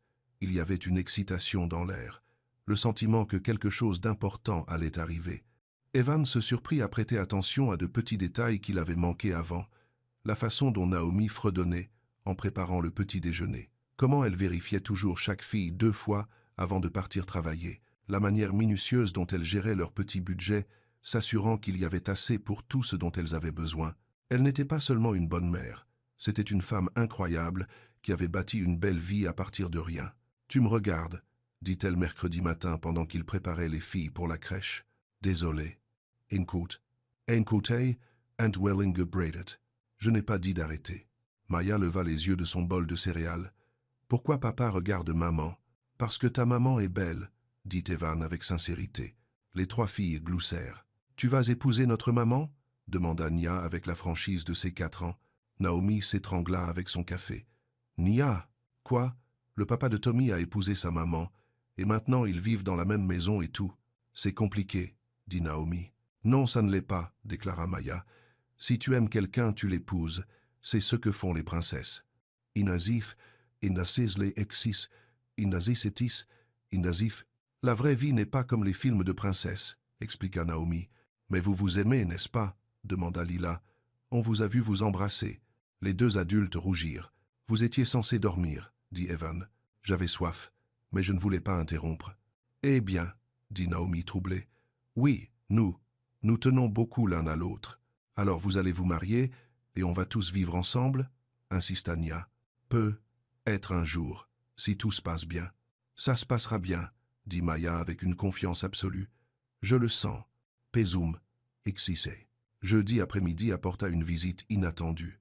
Evan réparait une poignée de placier desserrée quand quelqu'un frappa à la porte. Naomi alla ouvrir et se figea. « Madame Carter. » La mère d'Evan se tenait sur le palier, tenant une petite boîte emballée. Elle paraissait plus vieille qu'il ne s'en souvenait. Fatiguée. « Naomi, j'espérais que nous pourrions parler. »« Les filles, allez dans votre chambre, » dit Naomi doucement. « Mais on veut rencontrer mamie, » dit Maya. « Chambre, maintenant. » Les filles disparurent dans le couloir, mais Evan savait qu'elles écoutaient à la porte. Sa mère entra. L'appartement semblait plus petit avec elle à l'intérieur. « Marjorie, » dit Evan froidement. « Mon fils, qu'est-ce que tu veux? » M'excuser, essayer de réparer les choses. Marjorie regarda autour du petit espace de vie. Evan la vit observer les meubles d'occasion, l'organisation soignée, les dessins d'enfants sur tous les murs. « C'est un charmant foyer, » dit-elle à Naomi. « Merci. » Les filles semblent très heureuses. Elles le sont. Marjorie s'assit au bord du canapé. « Je sais que vous n'avez aucune raison de m'écouter. Ce que j'ai fait est impardonnable. Kind of young. Askuf. Indongvaun. »« Oui, c'est vrai, » dit Naomi. « Je me suis dit que je protégeais Evan. Mais la vérité, c'est que j'avais peur. Peur de perdre mon fils au profit de quelqu'un que je ne comprenais pas. Vous n'avez même pas essayé de me comprendre. Non, je ne l'ai pas fait. Et j'ai privé mon fils de 5 années avec ses enfants. J'ai privé ses petites filles de leur père. Et je vous ai privé du soutien dont vous aviez besoin quand vous étiez enceinte et effrayée. » Le visage de Naomi était de pierre. « Pourquoi devrais-je croire que vous êtes désolée maintenant ?» Hanfikas de breast, Marjorie ouvrit la petite boîte qu'elle tenait. À l'intérieur se trouvaient des dizaines de photos imprimées. Ce sont des photos de l'enfance d'Evan, ses premiers pas, son premier jour d'école, les matchs de Little League, tout ce que je vous ai caché sur leur père. Elle tendit la boîte à Naomi. « Je sais que ça ne compense pas ce que j'ai pris, mais j'ai pensé que les filles aimeraient peu être les voir. » Naomi parcourut les photos. Bébé Evan apprenant à marcher. Le jeune Evan avec son père, construisant quelque chose dans le garage. Evan adolescente à son remise de diplôme du lycée. C'était un bon garçon, dit Marjorie doucement. Gentil, responsable, toujours à essayer de réparer les choses pour les autres. Je l'ai élevé pour qu'il soit un homme bien. Alors pourquoi avez-vous essayé de l'empêcher d'être un bon père? Parce que j'étais égoïste, parce que je croyais savoir ce qui était le mieux pour lui, parce que j'avais tout faux. Evan était resté silencieux pendant toute la conversation. Maintenant, il prit la parole. « Tu as fini, maman? Fini de t'immiscer? Fini de croire que tu sais ce qui est le mieux pour ma vie? » Oui, parce que si ce n'est pas le cas, ça s'arrête ici. Tu ne rencontreras pas tes petites filles. Tu ne feras pas partie de notre famille. Je comprends.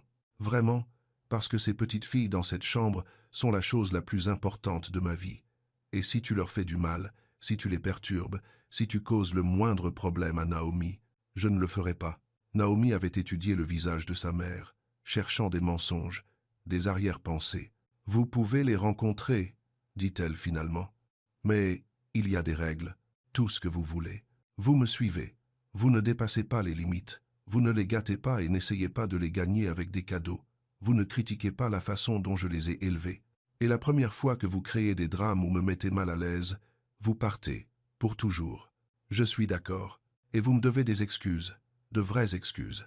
Pas une explication ou une justification, juste des excuses. » Marjorie regarda directement Naomi. « Je suis profondément, vraiment désolé pour ce que je vous ai fait. J'ai détruit votre confiance. Je vous ai fait du mal quand vous étiez vulnérable. Je vous ai séparé de l'homme que vous aimiez, et je l'ai séparé de la famille qu'il méritait. J'avais tort, et je suis désolé. » Naomi hocha lentement la tête. « D'accord. Je peux les rencontrer? »« Les filles !» appela Naomi. « Vous pouvez sortir maintenant. » 3 petits visages apparurent instantanément. « Vous écoutiez à la porte » demanda Evan. « Peut être, dit Maya. « Certainement, admit Lila. « Juste un peu, mentit Nia. » Les yeux de Marjorie s'emplirent de larmes alors qu'elle regardait ses petites filles pour la première fois. « Vous êtes si belle, murmura-t-elle. « Vous êtes vraiment notre mamie » demanda Nia. « Je le suis, si vous voulez bien de moi. »« Vous faites des cookies » demanda Maya. « Les mamies sont censées faire des cookies. Je peux apprendre. »« Vous racontez de belles histoires » voulut savoir Lila. « J'ai plein d'histoires sur quand votre papa était petit. »« Comme quoi ?»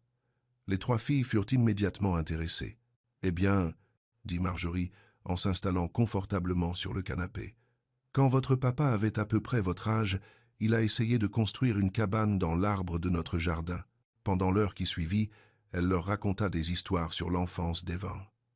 Les filles écoutaient avec de grands yeux, posaient des questions, riaient au passage drôle. Evan observa sa mère avec ses filles. Elle était douée avec elles, patiente et douce, sans en faire trop. Peut-être que les gens pouvaient changer. Quand l'heure du dîner arriva, Marjorie se leva pour partir. « Merci, dit-elle à Naomi, de me donner une chance. Ne me faites pas le regretter. Je ne le ferai pas. » À la porte, elle se tourna vers Evan. « Je suis fière de l'homme que tu es devenu, et je suis fière de la famille que tu construis. »« Maman ? Oui, tu as un long chemin à faire pour regagner ma confiance. Mais ce sont des petites filles incroyables, et elles méritent de connaître leur grand-mère. La vraie toi, pas la version contrôlante. Je travaille à devenir quelqu'un qui vaut la peine d'être connu. » Après son départ, Naomi s'assit lourdement sur le canapé. « C'était plus dur que je ne l'imaginais, » dit-elle. « Ça va, je crois. Et toi ? » « Honnêtement, je suis surpris. Elle avait l'air différente.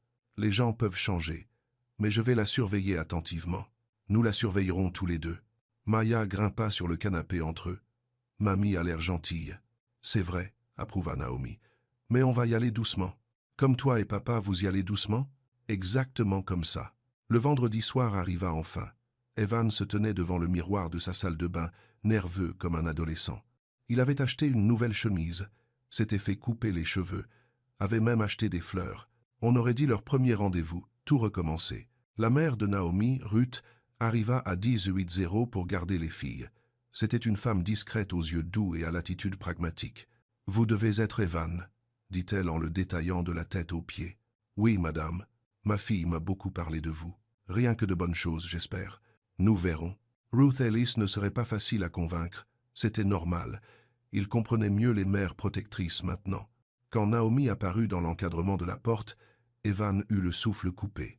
Elle portait une robe bleue qui faisait ressortir ses yeux. Ses cheveux étaient détachés, bouclant sur ses épaules. Elle ressemblait à la femme dont il était tombé amoureux 5 ans plus tôt, mais en encore plus belle. « Tu es incroyable, dit-il. Merci. Toi aussi, tu fais très propre. » Les filles se rassemblèrent autour d'eux pour des câlins d'au revoir. « Prends bien soin de notre maman, » instruisit sérieusement Maya. « Ramène-la à la maison avant le coucher, » ajouta Lila. « Et ne la laisse pas manger trop de dessert, » termina Nia. « Ça la rend bête. »« Je m'en souviendrai, » promit Evan. Il avait choisi Romanos, un petit restaurant italien de l'autre côté de la ville, un endroit où il ne risquait pas de tomber sur quelqu'un les connaissant, un endroit où ils pouvaient être juste Evan et Naomi, pas papa et maman. L'hôtesse les conduisit à une table d'angle près de la fenêtre. Des bougies vacillaient, les verres à vin captaient la lumière. « C'est joli, » dit Naomi en regardant autour d'elle. « Je voulais un endroit spécial. C'est parfait. » Chris, O'Brien, ils commandèrent du vin et des entrées. Les premières minutes, la conversation fut gênante. Ils étaient rouillés pour être juste un couple. « Alors, » dit Evan, « raconte-moi ces 5 dernières années, ce que j'ai manqué. Tu es sûr de vouloir savoir. Ce n'était pas que de beaux moments de maternité. Je veux tout savoir. » Alors elle lui raconta. Les nausées matinales qui duraient toute la journée, la peur quand les médecins dirent qu'elle attendait des triplés, la solitude d'être enceinte et célibataire. « J'avais tellement peur, » dit-elle. 3 bébés, pas de père, pas d'économie. Comment as-tu fait? Un jour à la fois. Ma mère aidait quand elle pouvait.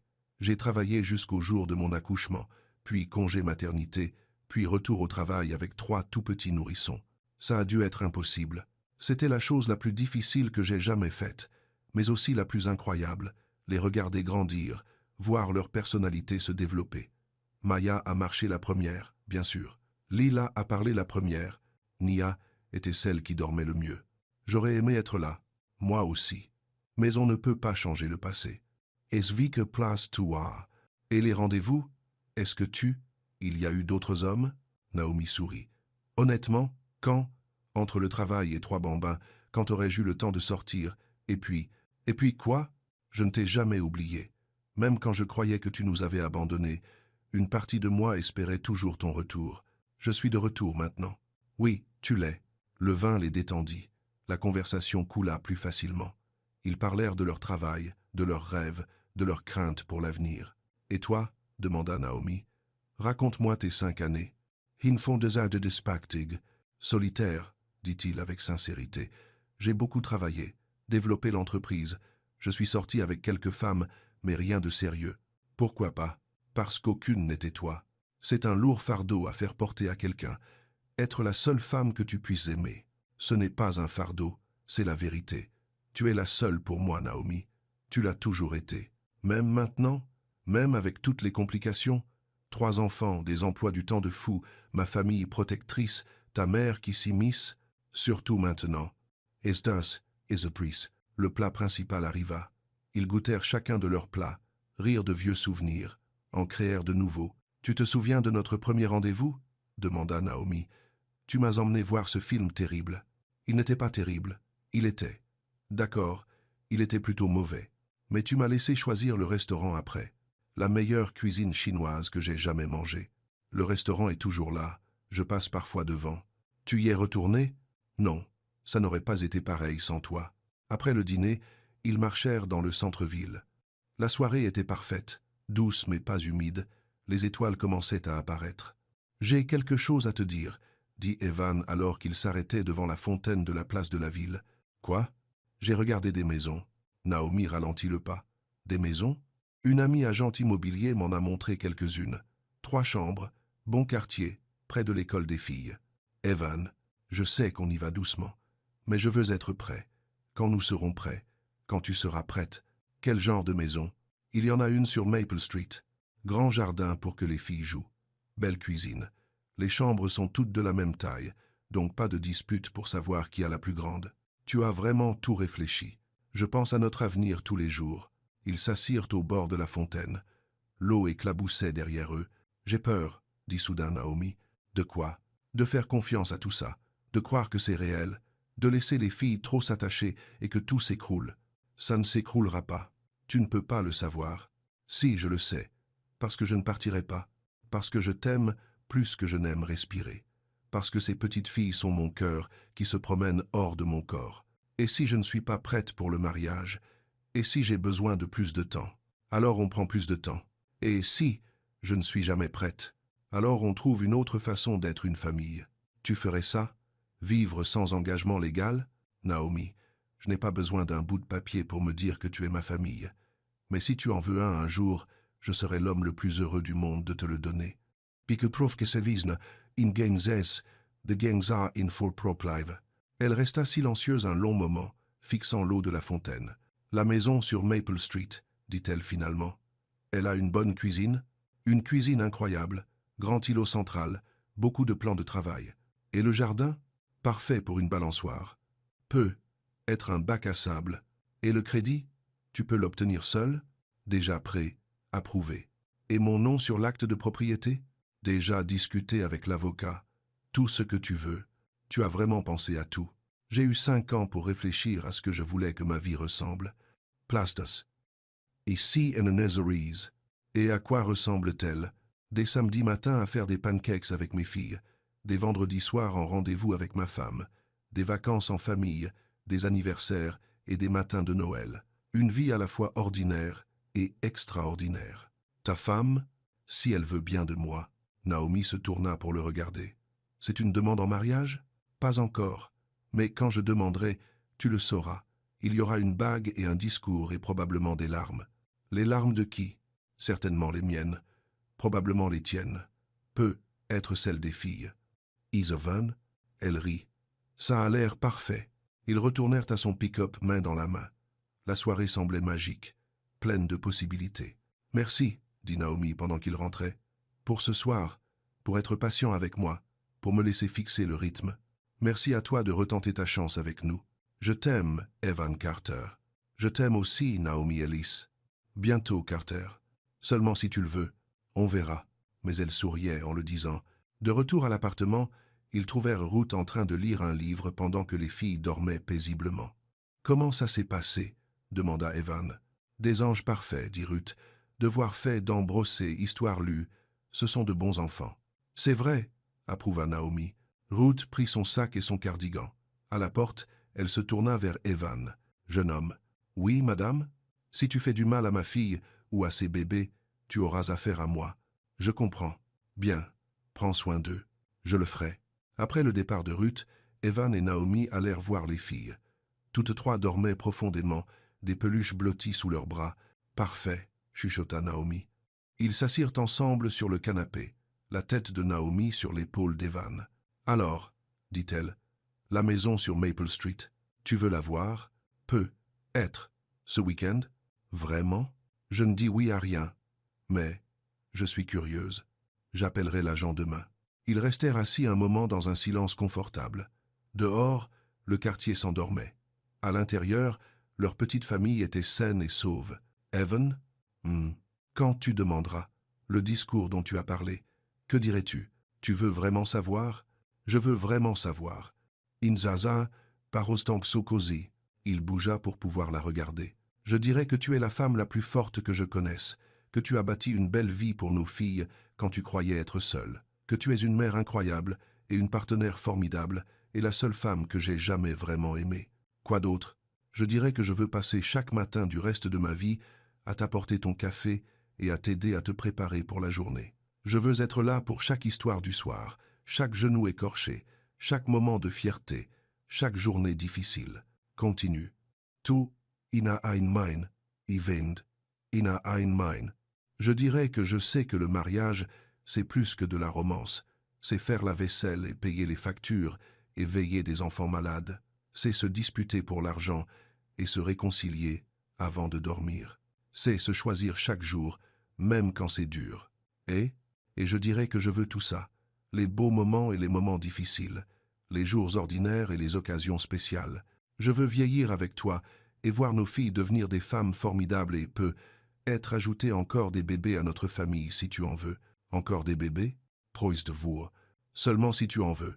Les filles sont parfaites, mais si tu voulais plus, je pourrais en vouloir plus. Vraiment? Un garçon peut être, qui ressemble à son papa et aime construire des choses. Le cœur d'Evan gonfla tellement qu'il crut qu'il allait éclater. « Alors quand je demanderai, dit-il, la réponse serait oui. Demande-moi et tu verras. Pas ce soir, mais bientôt. Quand bientôt? Assez bientôt. » Samedi matin, ils se rendirent à Maple Street pour voir la maison. Les filles sautaient d'excitation sur la banquette arrière. « Ça va être notre nouvelle maison ?» demanda Maya. « On va juste la regarder, » dit Naomi. « Mais peut être, » insista Nia. « Peut être. » La maison était parfaite. Ni trop grande, ni trop petite.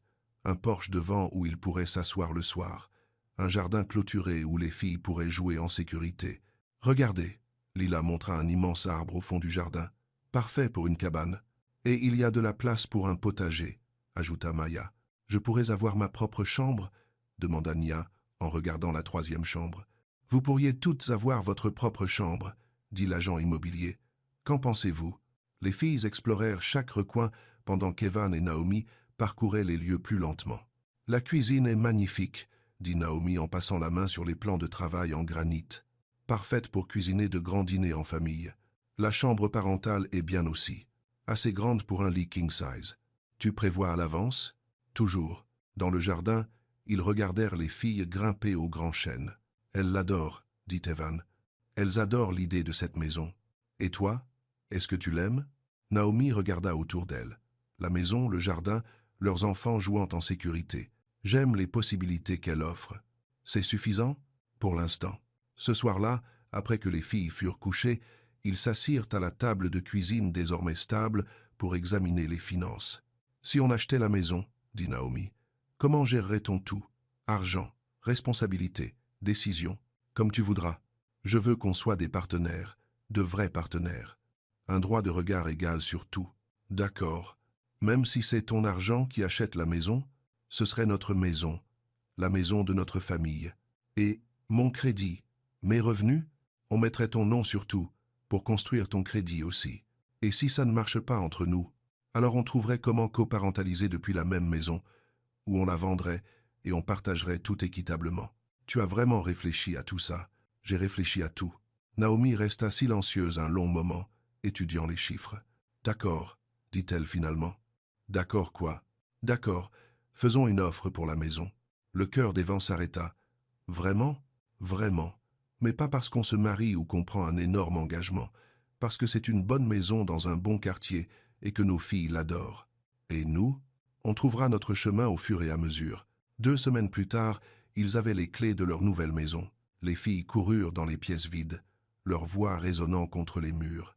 « C'est ma chambre. » Maya s'appropria celle avec la banquette sous la fenêtre. « C'est la mienne. » Lila choisit celle la plus proche de la chambre parentale. « Et c'est la mienne. » Nia tourna sur elle-même dans la troisième chambre. « Et maman et papa ?» demanda Maya. « Où est-ce que vous dormez ?» Naomi et Evan se regardèrent. « Eh bien, » dit Naomi prudemment, « papa dormira probablement dans la grande chambre. Et moi aussi, je pourrais y dormir. Parfois, comme une soirée pyjama, quelque chose comme ça. » Le jour du déménagement fut chaotique. Gabe et 2 autres amis aidèrent à charger les meubles. Ruth supervisa l'emballage de la cuisine. Même Marjorie se présenta avec des cartons et des produits de nettoyage. « Merci de me laisser aider, » dit-elle à Naomi. « Les filles voulaient leur grand-mère ici. Quand même, merci. » Le soir venu, ils étaient épuisés mais installés. Boîte à pizza sur le comptoir, meubles en place, 3 petites filles endormies dans leur propre chambre. Evan et Naomi se tenaient dans l'encadrement de la chambre parentale. « Alors, » dit-il, « ça se concrétise. Ça se concrétise. Comment tu te sens ? » Terrifiée, excitée, heureuse, inquiète. Elle sourit. Tout à la fois. « Moi aussi. »« Clémentine, viens ici. » Il se rapprocha. Elle leva les mains et prit son visage entre ses paumes. « Je t'aime, Evan Carter.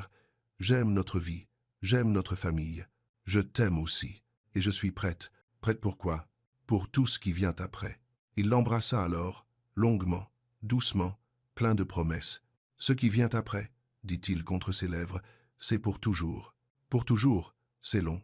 Pas assez long. » 3 mois plus tard, un samedi matin de printemps, Evan faisait des pancakes pendant que Naomi buvait son café et que les filles mettaient la table. C'était le matin ordinaire dont il avait rêvé. La vie ordinaire qui semblait extraordinaire parce qu'elle était la leur. « Papa » dit Maya en plaçant soigneusement des serviettes à côté de chaque assiette. « Quand vas-tu épouser maman ?»« Maya !» Naomi s'étouffa avec son café. « Quoi ?» Tout le monde demande quand sera le mariage. Tout le monde? Evan leva un sourcil. Mademoiselle Jennifer, Madame Rodriguez, grand-mère Ruth, même grand-mère Marjorie. Eh bien, dit Evan en retournant une crêpe, qu'en penses-tu? Devrais-je épouser ta maman? Oui, crièrent les 3 filles en chœur. Absolument, ajouta Maya. Tout de suite, suggéra Nia. Avec un gros gâteau, termina Lila. Evan éteignit le feu et s'approcha de Naomi, assise à la table. Il s'agenouilla près de sa chaise. Naomi Ellis, Evan Carter. Je sais que ce n'est pas la demande en mariage romantique que j'avais promise. Pas de bague, pas de discours, pas de restaurant chic. Mais je ne peux pas attendre un jour de plus pour te demander d'être ma femme, pour te demander de me laisser t'aimer, toi et les filles, pour le reste de nos vies, pour te demander de construire quelque chose de permanent et de beau avec moi. Les filles étaient devenues complètement silencieuses. Même leur respiration était douce. « Veux-tu m'épouser » demanda-t-il simplement. Naomi le regarda. Puis leur fille, puis la vie qu'ils avaient construite ensemble dans cette cuisine, dans cette maison, dans ces moments ordinaires et extraordinaires. « Oui, dit-elle, oui, je veux bien t'épouser. » Les filles éclatèrent en cris de joie. Elles lancèrent des serviettes en l'air, dansèrent dans la cuisine et firent des câlins à tout le monde, à plusieurs reprises. « On peut faire le mariage dans notre jardin ?» demanda Maya. « Je peux être une demoiselle d'honneur ?» voulut savoir Lila. « On peut toutes porter des robes assorties ?» ajouta Nia. « Doucement, rit Naomi. On vient de se fiancer il y a 30 secondes. Mais on est une famille depuis des mois, dit Evan. Cela ne fait que le rendre officiel. » Il sortit une petite boîte de sa poche. J'avais bien une bague. Je la trimballais depuis des semaines, en attendant le bon moment. C'était le bon moment. Tout pavda. La bague était parfaite, simple, élégante, exactement ce qu'elle aurait choisi. Elle est magnifique. « Elle te plaît, maman ?» demanda Lila. « Je l'adore. Ça veut dire que papa habite ici pour toujours maintenant ?» voulut savoir Nia. « Pour toujours et à jamais, » dit Evan en la soulevant. « Ça te va? C'est parfait. » Alors qu'il mangeait des crêpes, faisait des projets de mariage et écoutait l'excitation des filles, Evan repensa à ce jour de pluie, 6 mois plus tôt. Comment les avoir retrouvés à cet arrêt de bus avait tout changé. « À quoi penses-tu » demanda Naomi. « À cet orage. Quand je t'ai retrouvé, le meilleur orage de tous les temps, le meilleur. » Maya leva les yeux de ses crêpes. « Quel orage? L'orage qui a ramené papa vers nous, » expliqua Naomi. « Tu vas nous raconter l'histoire » demanda Lila. « Au coucher, » promit Evan. « Je vous raconterai toute l'histoire. Comment vous vous êtes retrouvés? Comment nous sommes devenus une famille? Avec une fin heureuse » demanda Nia. Evan regarda autour de la cuisine. Sa future femme, ses filles, la vie qu'ils avaient construite ensemble à partir de morceaux brisés et de secondes chances. « Avec la fin la plus heureuse qui soit, » dit-il. Et alors que la pluie se mit à tomber doucement derrière la fenêtre de leur cuisine, 5 bols s'entrechoquèrent dans leur maison chaleureuse et sûre. Une famille qui avait traversé la tempête et en était ressortie plus forte. Une famille qui durerait pour toujours et à jamais. 1 an plus tard, le mariage avait été parfait, petit et simple, dans leur jardin sous le chêne. Les filles portaient des robes violettes assorties et tenaient des paniers de pétales de fleurs. Ruth pleura pendant toute la cérémonie. Même Marjorie parvint à se tenir convenablement. C'était de nouveau l'automne, presque exactement 1 an depuis ce jour de pluie qui avait tout changé. Evan se tenait à la fenêtre de la cuisine, regardant sa famille dans le jardin. Naomi poussait Maya sur la nouvelle balançoire. Lila ratissait les feuilles en un tas. Nia en ajoutait d'autres pour le rendre encore plus grand. « Papa » appela Maya. « Viens jouer avec nous. »« Dans 1 minute » répondit-il. Il posa sa main sur le ventre arrondi de Naomi. 4 mois de grossesse pour leur 4e enfant. Un garçon, comme elle en avait rêvé. « Tu es prêt pour ça, petit homme » chuchota-t-il. « Tu es prêt à rencontrer ta famille ?» Le bébé donna un coup, comme pour dire oui. « Papa !» Maintenant, les 3 filles appelaient. « Viens dehors. J'arrive !» Il attrapa sa veste et se dirigea vers la porte. Dehors, sa famille l'attendait. Sa femme, ses filles, et la promesse d'un autre enfant à aimer. « Saute dans les feuilles avec nous !» exigea Lila. « Tous ensemble !» ajouta Maya. « Comme une vraie famille !» termina Nia. « Nous sommes une vraie famille !» dit Naomi en l'attirant près d'elle. « La plus vraie qui soit !» approuva Evan. Et ensemble, ils sautèrent dans le tas de feuilles d'automne, riant, se roulant et se serrant les uns contre les autres. Un chaos parfait, un amour parfait, une vie parfaite, pour toujours et à jamais.